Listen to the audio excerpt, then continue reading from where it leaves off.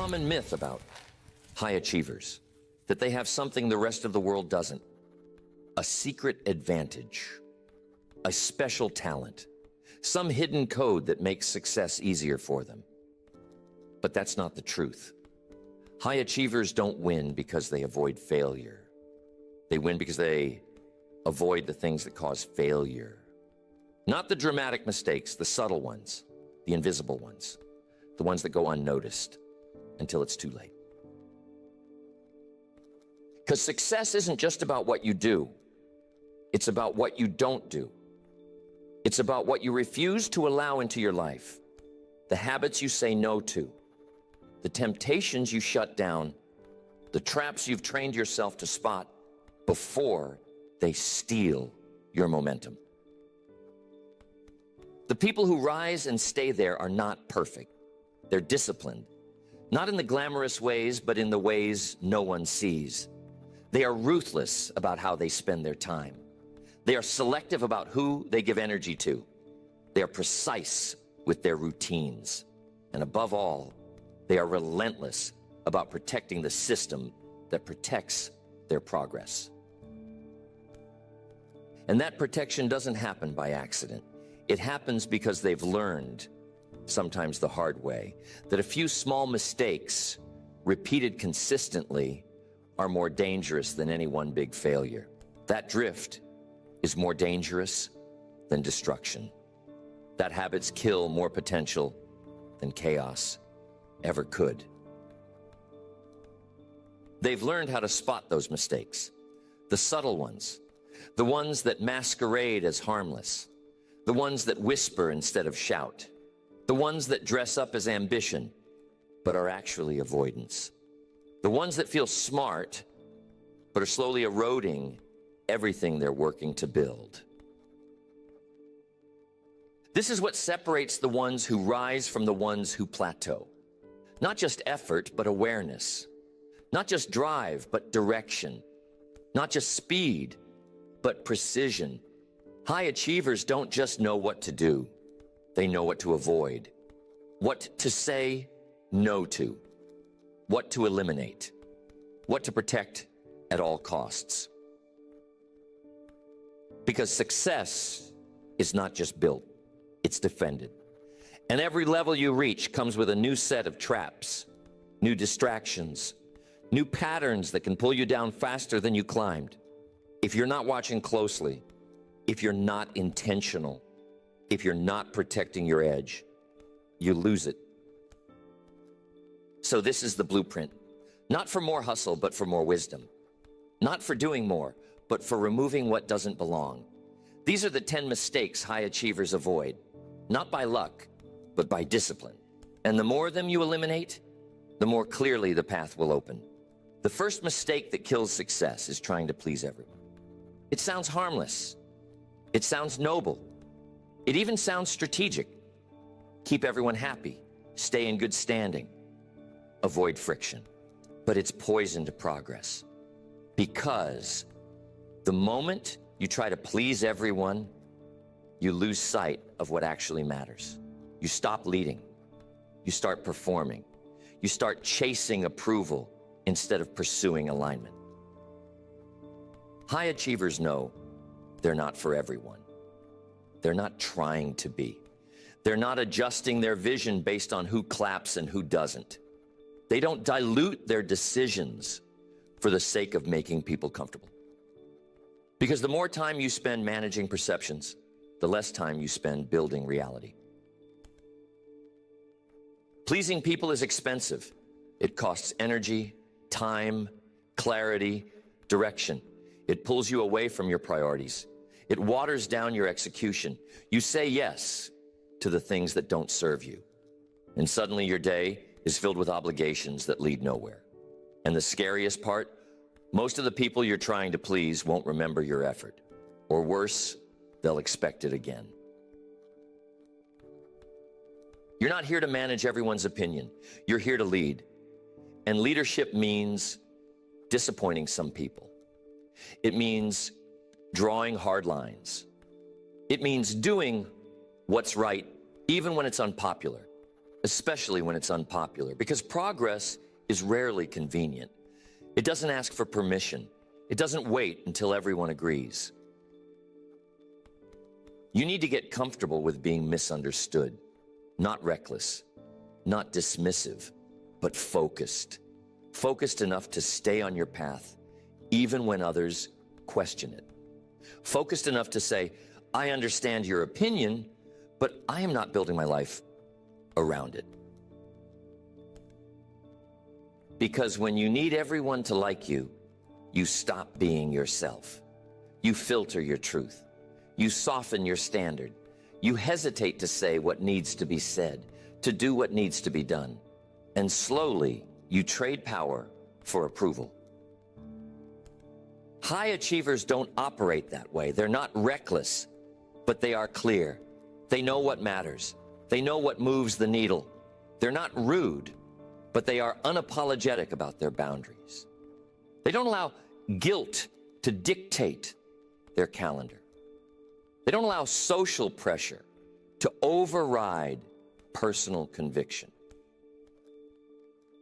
They understand that every yes is a no to something else, that every compromise must be weighed, that their energy is finite, that their time is sacred, that clarity only survives in a protected environment.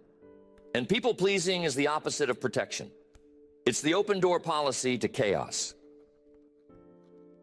You will have to say no sometimes, to friends, to coworkers, to family, to opportunities that look good but don't fit. You'll have to say no to being liked, to being praised, to being invited back. And every time you do, it will sting, but it will also sharpen you. It will make you cleaner, clearer, more aligned. Because people-pleasing isn't really about kindness. It's about fear. Fear of rejection, fear of disapproval, fear of standing alone. But high achievers know that solitude is part of the climb, that conviction is often lonely, that leadership is often quiet. They choose long-term alignment over short-term harmony. They choose real respect over cheap approval. They choose the few who get it over the many who don't. Because when you stop needing to please everyone, you start to please the one person who matters most, your future self. And that version of you, the one who reaches the top, they didn't get there by asking for permission. They didn't get there by playing small so others could feel big. They didn't get there by trying to keep everyone happy. They got there by choosing to be honest, focused, free.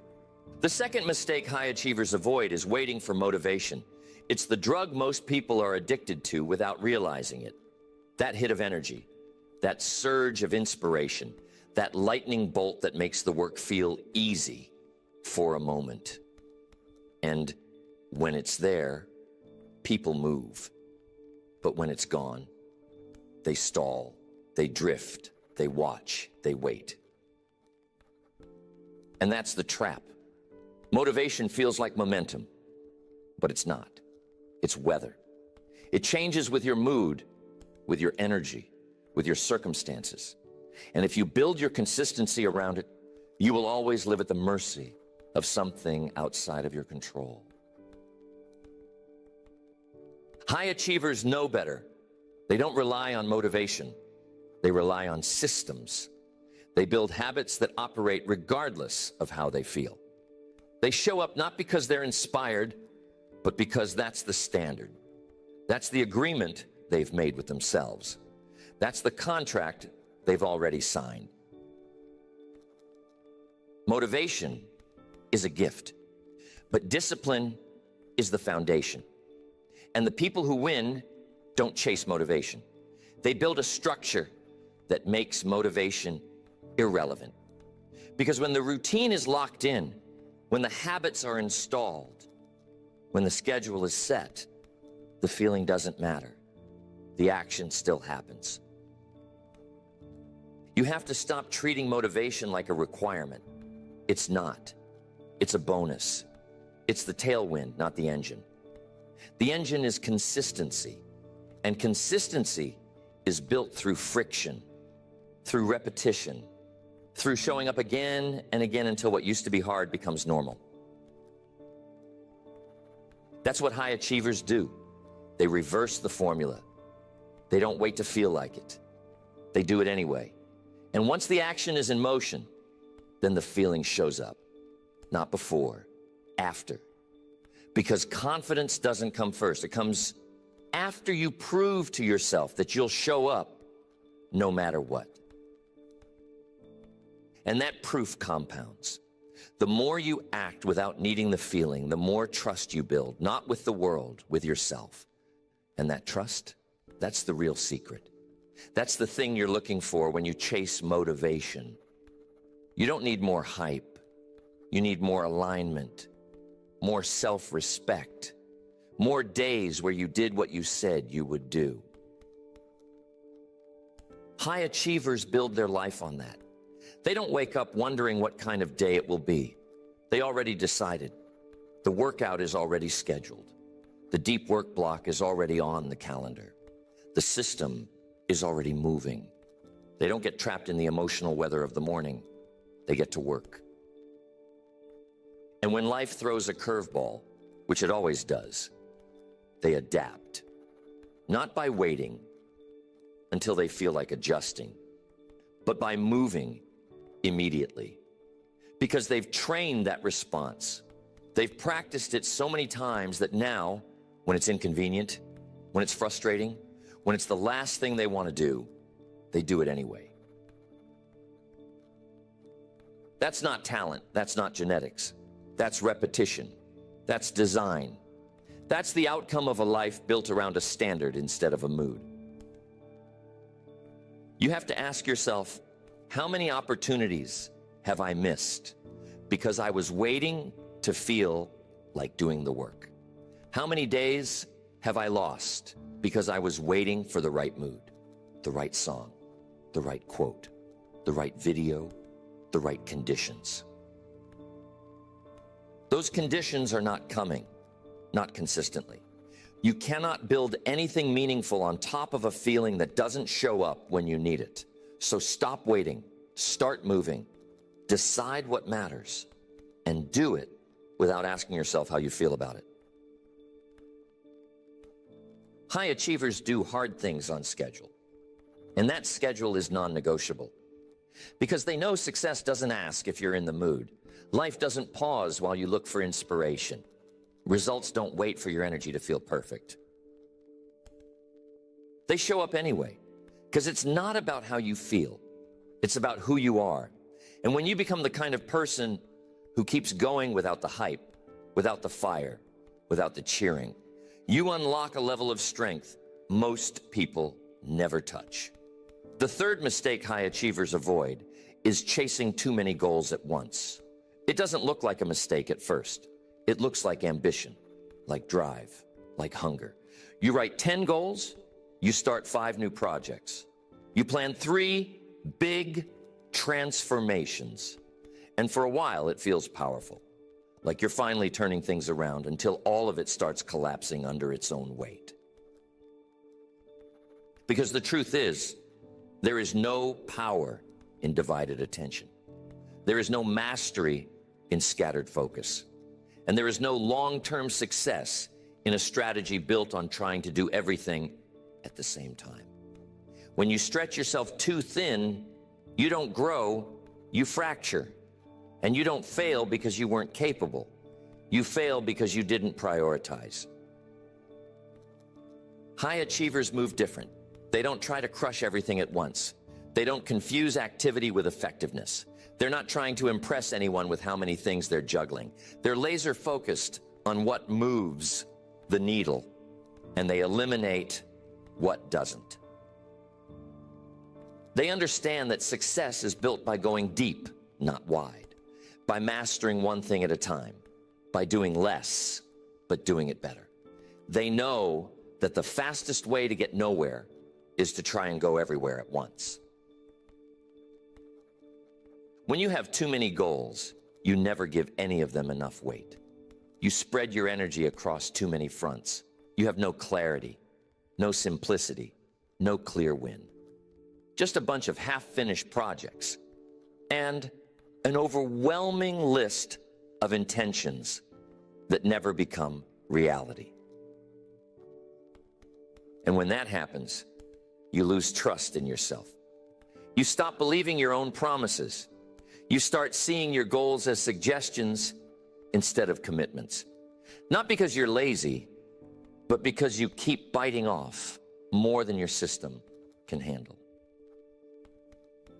High achievers avoid this by being ruthless with clarity. They define the single most important objective. The one thing that, if accomplished, makes everything else easier or unnecessary. And then they aim all of their firepower at it. Time, energy, focus, all of it. Not forever, but long enough to make real traction. This is not a lack of ambition. This is precision. This is maturity. This is understanding that success isn't about how much you can start. It's about how much you can finish. And finishing requires focus. Finishing requires simplicity. Finishing requires eliminating 90% of the noise so you can dominate the 10% that matters. You have to stop romanticizing complexity. You have to stop confusing being overwhelmed with being productive. You have to stop thinking that your worth is tied to how much is on your plate. High achievers don't try to do everything. They build momentum by doing the right things in the right order, with the right intensity. You need to build your life around priorities, not pressure, around what matters, not what's loudest. That means making hard decisions, saying no to good ideas that don't align, delaying goals that don't serve your mission right now, sacrificing variety for depth. And when you do that, something incredible happens. Results show up faster because now your energy is concentrated. Your actions compound. Your time matters. You're not just checking boxes. You're building something real. This is how high achievers scale. Not by doing more, but by doing what matters most, over and over until it's built. They know they can eventually do everything, but not all at once. So they sequence, they stagger, they stack wins, and every win strengthens the next one. You don't need a dozen goals right now. You need one goal with depth, one mission with teeth, one outcome that you own fully. Everything else can wait. Everything else can come later, but if you don't lock in one, you'll keep spinning in circles. It's not a lack of time that's stopping you. It's a lack of focus. It's the belief that you can do everything and that all of it needs to be done now. That belief is killing your progress. It's flooding your calendar. It's bleeding your energy. It's keeping you average. High achievers reject that mindset. They respect their energy. They protect their focus. They don't dilute their power by chasing every shiny thing. They pick the one thing that matters most, and they go all in. The fourth mistake high achievers avoid is emotional decision-making. It's one of the most subtle destroyers of momentum. One moment of stress, and you abandon the plan. One wave of fear, and you change direction. One bad day, and you burn the whole thing down. The problem isn't the emotion itself. It's that most people let their emotions vote. They let their feelings into the driver's seat. And before long, they're miles off course.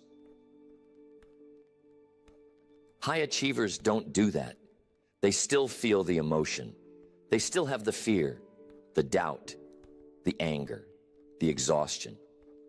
But they've trained themselves to respond instead of react. They've built systems that protect their future from the turbulence of their current mood. Because your emotions aren't always right. In fact, when the pressure's on, they're often wrong. Your anxiety tells you to escape when you need to lean in. Your doubt tells you to slow down when you need to speed up. Your frustration tells you to quit when you're inches away from a breakthrough. And if you haven't trained yourself to pause, to breathe, to override the impulse, you'll destroy things you spent years building. Not because you're incapable, but because you never learned to separate your standards from your state.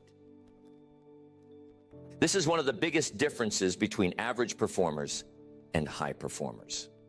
The average person lets their performance be dictated by how they feel. But high achievers reverse the formula. They make decisions based on values, not emotions. Based on standards, not states. Based on vision, not circumstances. You need to understand the difference between emotional truth and actual truth. Just because something feels urgent doesn't mean it is. Just because something feels hard doesn't mean it's wrong. Just because something feels uncomfortable doesn't mean it's unsafe. High achievers build habits around this principle. They don't cancel a workout because they're tired. They don't change a business strategy because they're having a bad day. They don't ghost on commitments because their mood dipped. They do what they said they would do, regardless of how they feel in the moment. That's not robotic. That's elite. That's maturity. That's what separates leaders from everyone else. Because leadership isn't how you act when everything feels good. It's how you lead when your emotions are working against you. You need to build systems that support this. Pre-decisions, triggers, boundaries. If I feel X, I do Y. If I wake up low energy, I still do the non-negotiables. If I'm frustrated, I don't respond immediately. I write it down, I breathe, I come back in 30 minutes. Your feelings are valid, but they are not facts. They are signals, not orders. And if you can learn to interpret them without obeying them, you win. Not just in business, in life, in relationships, in leadership. Because the people who let their emotions run the show never finish anything. They're always starting over, always recalibrating, always resetting because they never finished the last thing. Not because it didn't work, but because they bailed the second it stopped feeling good. High achievers commit through the storm. They don't panic. They don't pivot every time the winds change. They stay anchored. And when the storm passes, and it always does, they're still standing, still building, still moving forward while everyone else was getting tossed around. This doesn't mean you ignore your emotions. It means you manage them, you study them, you understand where they're coming from. But you don't hand them the keys to your future. You don't let them dictate your routine. You don't make decisions when you're off center. You wait, you breathe, you check in, you remind yourself of your vision, your values, your goals, your standards, and then you act from alignment, not emotion. That's how you build something solid, something that lasts. High achievers know emotions are temporary, but the decisions made in emotion often aren't. So they've trained themselves to delay the response, to buy space, to let the storm pass before they steer the ship. And because of that, they make fewer mistakes. And the ones they do make, they correct quickly. Because they're not attached to the emotion. They're committed to the truth. The fifth mistake high achievers avoid is mistaking movement for progress. It's the illusion that because you're busy, you must be building something. Because you're moving, you must be moving forward. But activity doesn't equal achievement. Noise doesn't equal traction. Just because the calendar is full doesn't mean your goals are any closer. There's a trap in being constantly in motion. It feels like you're doing something. You're on calls. You're in meetings. You're working late. You're multitasking. You're grinding. But at the end of the week, you can't point to a single measurable outcome. Nothing got sharper. Nothing got finished. Nothing got real traction. High achievers operate differently. They don't measure their effort in hours. They measure it in outcomes, in results, in momentum. They know the difference between being productive and being performative, between progress and movement, between being intentional and being reactive. They aren't impressed by being busy. They're obsessed with being effective. That means they don't say yes to everything. They don't allow urgency to dictate their priorities. They don't start a dozen projects and finish none. They focus on what matters, and they get it done. You need to ask yourself, what am I actually building? What did I finish this week? What moved forward in a meaningful way? And what am I doing just to feel busy, to feel important, to avoid the hard work that actually moves the needle? Because some people would rather stay in motion than face the discomfort of focused execution. They'd rather answer emails all day than do the one scary thing that would change their business. They'd rather rearrange their calendar than make the call they've been avoiding. They stay busy to avoid being responsible. High achievers cut through that. They don't run from responsibility, they run toward it. They identify the high leverage actions and make those the priority. Not the easy ones, not the familiar ones, the hard ones, the uncomfortable ones, the ones most people avoid. That's why they win. Not because they work more, but because they work cleaner, more direct, more strategic. They use their time with precision. They build their day around their most important work, and they protect it like it's sacred. This means fewer meetings, less multitasking, fewer open tabs, less context switching, more deep work, more time alone, more silence, more space to think clearly, to plan, to execute, to do the real work that actually matters. And they measure progress based on outcomes, not energy.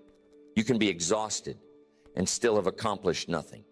You can be tired and still be off track. High achievers don't confuse fatigue with impact. They check the scoreboard. They ask the question, what actually got built today? You need to do the same.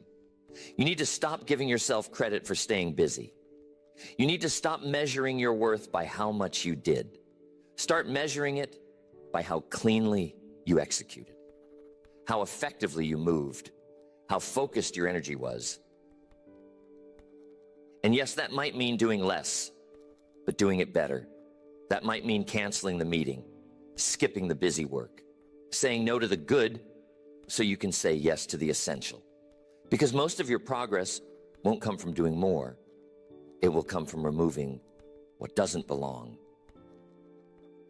This is what high achievers obsess over: simplicity, efficiency, clarity.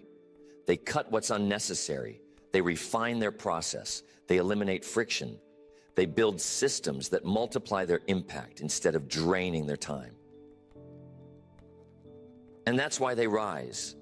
Not because they're busier than you, because they're clearer, because they've removed the fluff, because they've stopped confusing motion with meaning. And now every hour matters, every action counts, every move is intentional. The sixth mistake high achievers avoid is ignoring recovery. It sounds noble to push nonstop, to grind without rest, to wear exhaustion like a badge, to brag about how little you slept, how many hours you worked, how long it's been since you had a day off. But that's not strength. That's poor strategy.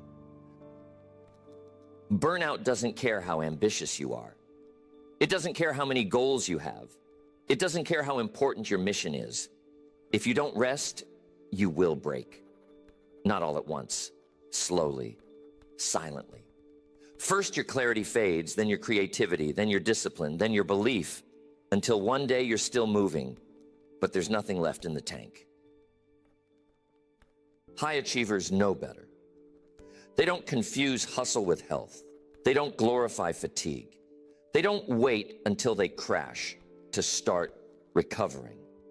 They build recovery into the rhythm. It's not a break from the work. It's part of the work. They understand that rest isn't weakness, it's wisdom. That stepping back at the right time keeps them moving forward longer. That recovery isn't just physical, it's mental, emotional, and spiritual. And without it, performance suffers. You can't make good decisions when your brain is fried. You can't build deep focus when your nervous system is shot. You can't lead with clarity when you're constantly running on fumes. And you definitely can't sustain high-level execution over years if you never unplug. Recovery isn't optional. It's strategic. And high achievers treat it that way. They sleep like it's a performance enhancer, because it is.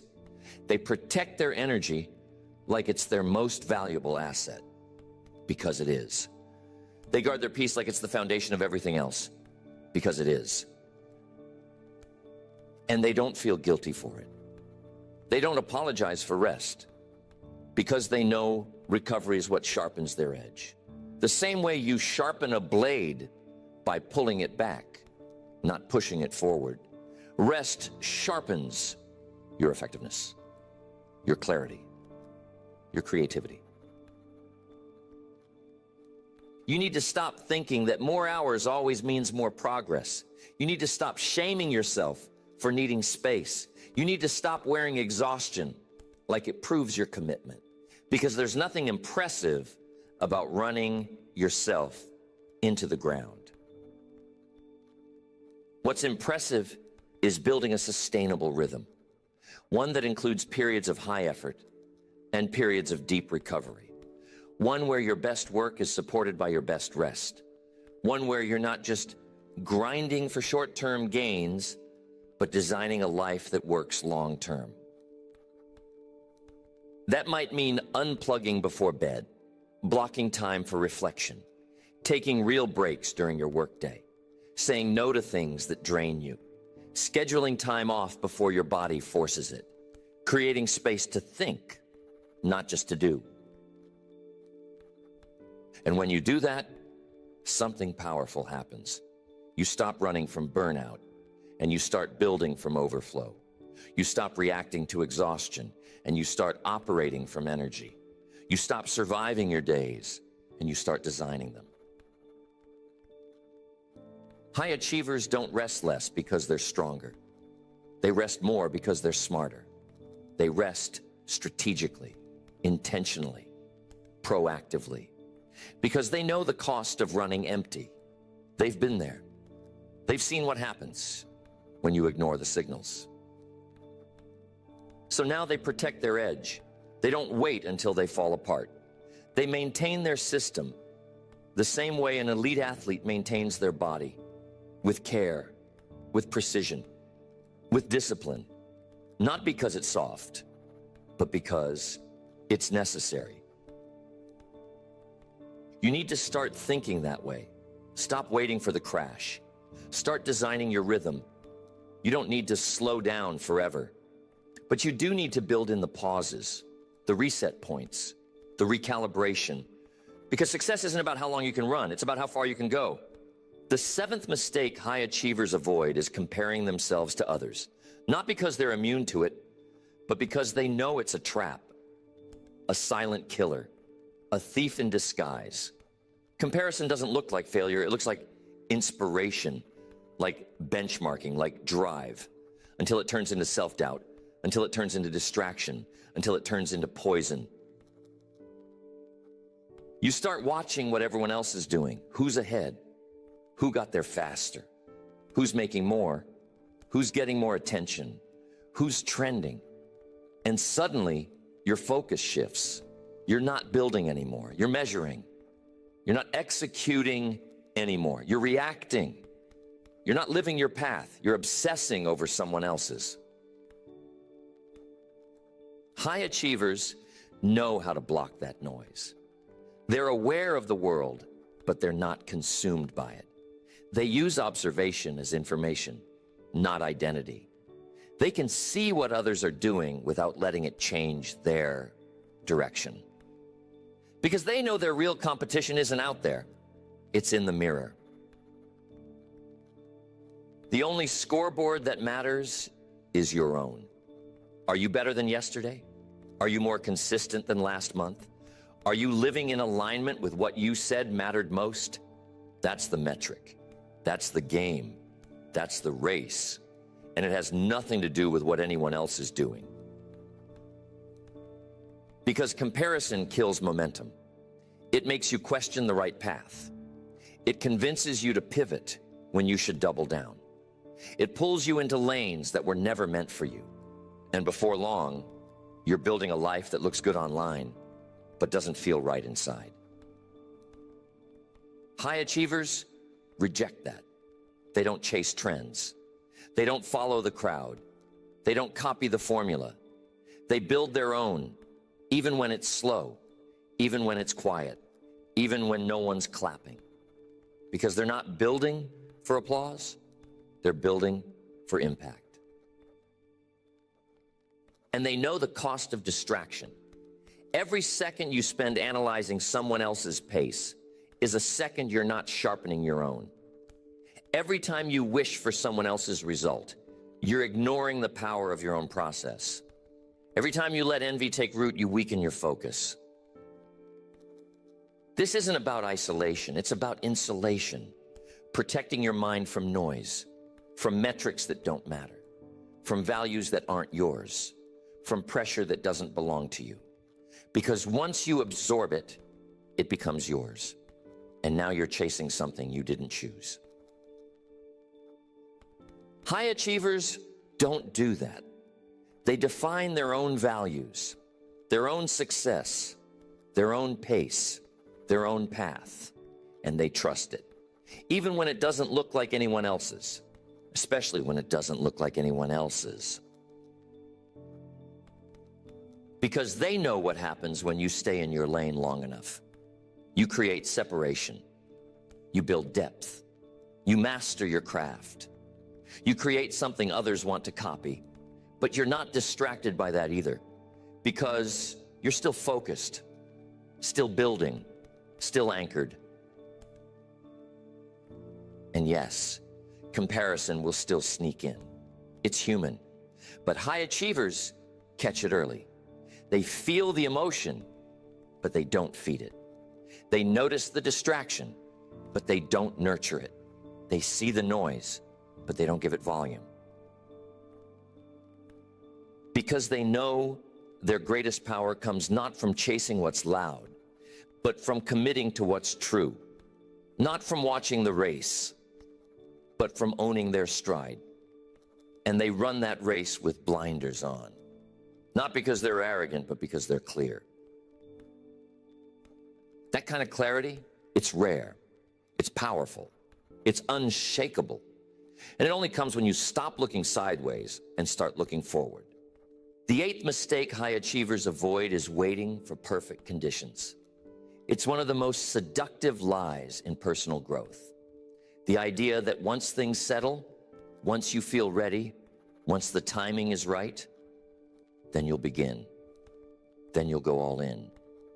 Then you'll finally commit. But that moment never comes. And while you wait, your window closes. Perfection is a mirage. It looks real from a distance, but the closer you get, the more it disappears. And if you build your life around waiting for clarity, for confidence, for certainty, you'll be waiting forever. Because clarity comes from movement. Confidence comes from execution. Certainty is the reward for risk, not the prerequisite. High achievers don't wait. They move, even when it's messy, even when they're unsure, even when it's uncomfortable, especially when it's uncomfortable. Because they understand that momentum isn't found, it's created. Not through planning, through action. The person who starts now, even with doubt, even with fear, will always outperform the person who waits for everything to feel right.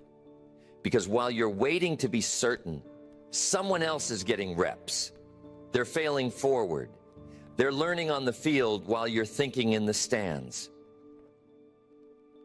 And it's easy to disguise this mistake as wisdom. You say you're being strategic, you're preparing, you're gathering information. But at some point, preparation becomes procrastination. And if you're honest, most of the time you're not researching, you're avoiding, not planning, you're stalling. High achievers see through that. They know when it's time to stop thinking and start moving. They know they won't have all the answers before they begin, and that's okay.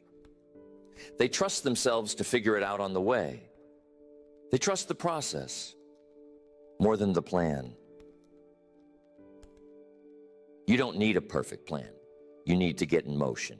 You need to make the call, launch the thing, send the email, have the conversation, sign up for the challenge, do the first rep.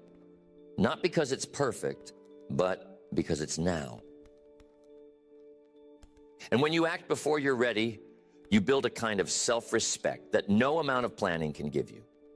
You become someone who moves, someone who leads, someone who acts with courage, not just caution, someone who's done waiting. You have to kill the fantasy that one day it's all going to feel easy, that the nerves will disappear, that the path will light up with no fear and no resistance. That day never comes. What comes is you deciding that discomfort is not a red light. It's a green one. Discomfort means growth. Uncertainty means you're stretching. Fear means you're moving in the right direction. High achievers feel those things and go anyway. They don't numb it. They don't wait it out. They use it. Because when you take action in the presence of fear, something shifts. You stop seeing fear as an enemy and start seeing it as a signal. You stop needing the perfect moment and start realizing the best moment was the one you just created. And you don't need to leap. You just need to start. Progress is found in inches, not miles. Success is built one rep, one email, one habit, one decision at a time. And the people who wait until they're ready never get those reps in. So they never evolve. They never build resilience. They never build identity. High achievers are builders. They're not perfectionists. They're not waiting for flawless. They're moving with purpose. They don't need the full path to take the first step. They don't need all the data to trust their gut. They don't need permission to begin. And because of that, they learn faster. They grow faster. They fail faster. They recover faster. And that speed, that velocity, that rhythm, it separates them. Not because they started with more, but because they stopped waiting. The ninth mistake high achievers avoid is letting comfort become the goal. It starts small. You win a little. You build something that works. You stop struggling the way you used to. The pressure eases up. The chaos calms down. And if you're not careful, you start pulling back. Just a little. You stop sharpening. You stop stretching. You let yourself off the hook because now you can. But that's the trap. When comfort becomes the destination, progress dies. Growth dies. Hunger dies. And slowly, without knowing it, you start sliding back. Not because you made a bad decision, but because you stopped making great ones. You stopped pushing when the resistance wasn't mandatory anymore. You stopped being dangerous because the urgency disappeared. High achievers understand this. They know comfort is a beautiful place to rest, but a dangerous place to live. They don't fear comfort, but they don't worship it either. They use it, but they don't bow to it. And when they feel themselves softening, they wake themselves up. They find new challenges. They set new standards. They create new levels to reach for because they know Staying the same is not neutral. It's decline. You don't coast in life. You slide, slowly, subtly, silently, until one day you look around and realize your edge is gone. You used to push. Now you negotiate. You used to stretch. Now you protect. You used to run toward the resistance. Now you explain why it's not necessary anymore. You've replaced the hunger that built your life with the logic that's keeping you from growing it. And it sounds smart. I need balance. I've earned this. I don't have to prove anything. All of it sounds noble, but it's comfort wearing a disguise. And if you don't catch it, it becomes your new standard. Not because you chose it, but because you allowed it. High achievers stay uncomfortable on purpose, not in chaos, but in growth. They intentionally stretch. They intentionally put pressure on their system, not recklessly, but strategically. They don't need pressure from the outside to push. They generate it from within. You need to do the same. You need to catch the moment where comfort starts replacing challenge, where convenience starts replacing courage, where your days feel smooth, but your edge feels dull. That's the moment to make a change. Push yourself, not out of fear, but out of respect, out of reverence for the life you're building, out of commitment to the person you're becoming. You don't stretch yourself because you hate where you are. You stretch because you love who you could be. And you do it with precision. You pick the area. You raise the bar. You make it non-negotiable. Maybe it's physical. Maybe it's financial. Maybe it's spiritual. Maybe it's relational. But you choose one area and you decide the current level is no longer acceptable. And you train yourself to seek that discomfort, not to prove anything to the world, but to prove something to yourself, that you're still sharp, that you're still dangerous, that you still have the ability to level up even when it's not required. Because high achievers don't need life to collapse before they grow. They grow because they choose to, because they've built a pattern of preemptive evolution. They don't wait for pain. They train through intention. You can't coast your way to greatness. You can't glide into your next level. You have to resist the pull to settle, to manage, to maintain. Maintenance is the beginning of mediocrity, and mediocrity is the beginning of regret. So raise it, raise the pace, raise the intensity, raise the standard. You've built this far. Now stretch. The goal isn't comfort, it's capacity, not ease, but expansion, not relief, but resilience. The 10th mistake high achievers avoid is forgetting who they're doing it for. It's easy to lose sight of it. You get caught in the details. You get consumed by execution. The to-do list never ends. The responsibilities stack up. And somewhere along the way, you forget why you started. You forget what it was all for. You forget who you were building this for in the first place. And when that happens, burnout sneaks in. Not just physical exhaustion, emotional detachment. You're still moving, but there's no meaning. You're still winning, but it doesn't feel like a victory. You're crossing finish lines that don't move you anymore, because progress without purpose becomes empty. High achievers don't let that happen. They reconnect. They recalibrate. They remember. They remind themselves this isn't just about results. This is about impact. This is about legacy. This is about alignment. This is about becoming the kind of person they can respect at the end of the day. Because no trophy is worth building if you don't recognize the person holding it. No result is worth the sacrifice if it costs you your soul. And no success is truly success if it makes you forget who you were trying to become in the first place. You have to stay grounded. in your values, in your vision, in the relationships that matter, in the future you actually want. Not the one that's easy to chase because it looks impressive. Not the one that gets the most likes.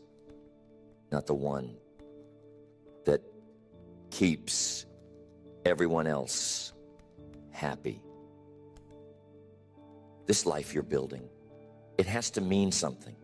Not just to the market, not just to the people watching, to you, deeply, personally. Because if you forget that, you will burn out chasing things that were never yours. You will lose your fire trying to live someone else's vision. High achievers build with intention. They don't just stack wins, they build alignment. They don't just pursue goals, they pursue purpose. They make sure that what they're chasing is worth the chase, and they course correct when it's not. They build with depth, with clarity, with integrity, because they know at the end of the day, they have to live with the person they've become. And no amount of success can fix a life that's out of alignment with its original purpose. You have to check in. You have to ask yourself, am I still building something I believe in? Does this still feel right? Am I proud of the way I'm living or just the results I'm producing? Because if the answer is no, it's time to realign. That doesn't mean throwing everything away. It means adjusting, refining, remembering. What's the mission? Who is this for? What legacy are you leaving behind? What values are showing up in the way you build? Because high achievement isn't just about winning. It's about winning in the right direction. Winning in a way that means something. Winning without losing what matters most along the way. So anchor yourself, not to a goal, to a reason, not to an outcome, to a purpose, not to applause, to values. Because when the noise fades and the pressure lifts and the results are finally in, none of it will matter if you forgot who you were trying to become. Success is not a mystery. It's not magic. It's not reserved for a select few. It's a result, a product of clarity, discipline, precision, and ruthless awareness. And more often than not, it's not what you add, it's what you remove. The mistakes you don't make, the distractions you don't chase, the habits you don't tolerate. You've seen them now. 10 mistakes that quietly kill success. Not the dramatic failures, not the obvious breakdowns, the subtle ones. The ones that sneak in when you're tired, when you're distracted, when you let your guard down. The ones that sound reasonable, sensible, harmless, until they start eroding everything you've built.